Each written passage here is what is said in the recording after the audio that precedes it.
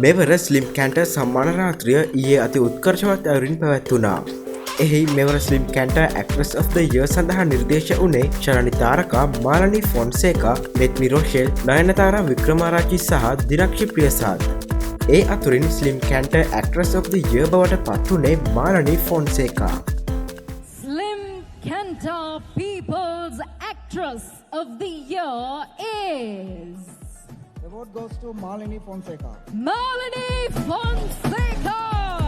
ඇය රෝහල්ගතව ප්‍රතිකාර ලබන බැවින් ඇගේ සම්මානය හේමල් රණසිංහ විසින් ලබා ගත්තා.